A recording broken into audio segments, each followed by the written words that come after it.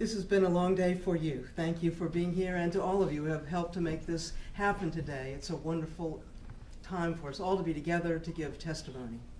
My name is Marion Kanour, and I'm the priest and rector at Grace Episcopal Church in Massie's Mill, which is in Nelson County. That's also where I live. My particular home is not in jeopardy, but many of the homes and properties of my parishioners are in the line of the proposed Atlantic Coast Pipeline.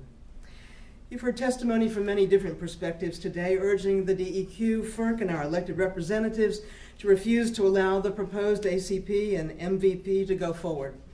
My own perspective focuses on environmental justice and our obligations as stewards of the earth.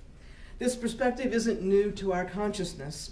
In fact, the Hebrew book of Genesis, in its English translation, proclaims humans have dominion over the earth.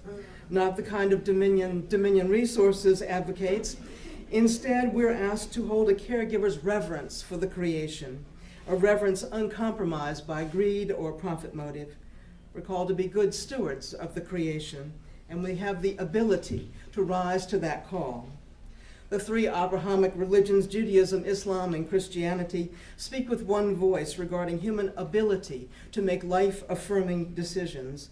In the Torah, in the 30th chapter of Deuteronomy, it clearly states, "Choose life so you and your descendants may live."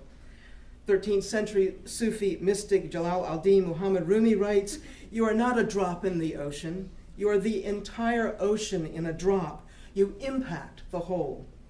John Donne, English poet and priest, writes in 1624, "No man is an island entire of itself, and therefore never sent to know for whom the bell tolls, it tolls for thee." This understanding of human responsibility and agency was given clear form on September 14th, 2017 by the North Carolina Department of Environmental Quality when it delayed by 3 months its decision on whether to grant a 401 quality and buffer permit to the owners of the ACP. In a letter to the ACP, state environmental officials laid out in 2 pages a myriad of missing information, some of it very basic: construction drawings, erosion control plans, a calculation of cumulative impacts, and stream restoration plans.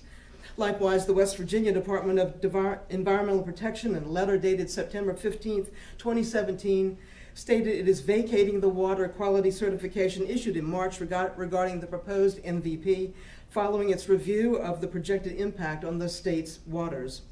Clergy and laypersons alike applaud these examples of regulatory integrity.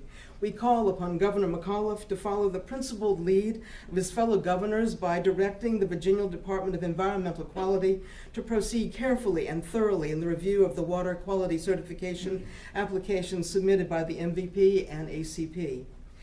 The ACP LLC recently petitioned the FERC to expedite federal approval to meet their profit-driven timeline, hoping to shorten the due diligence of detailed review by the DEQ. With their focus on profit, it is abundantly clear that the ACP LLC lacks sufficient concern for the environment as well as the health and safety of West Virginians, and North Carolinians. Most telling was the dissent opinion of Cheryl Lafleur of the FERC, who disagreed with the approval for the proposed ACP and MVP given by the commission of which she is a member.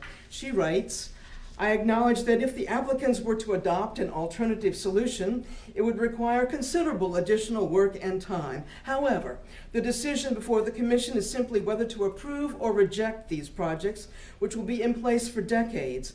Given the environmental impacts and possible superior alternatives, approving these 2 project pipelines is not a decision I can support." End of quote.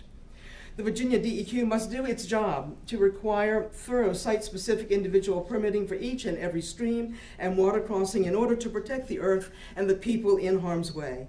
Anything less is an abdication of the DEQ's mandated responsibility as an official steward of the land and of the public trust. We also urge gubernatorial candidates Ralph Northam and Ed Gillespie to refrain from stating the future of the proposed pipelines is a federal decision and is out of the state's realm of influence. That is simply untrue, as evidenced by the recent decisions by the North Carolina Department of Environmental Quality and the West Virginia Department of Environmental Protection. Decisions the Virginia DEQ has the power and obligation to replicate.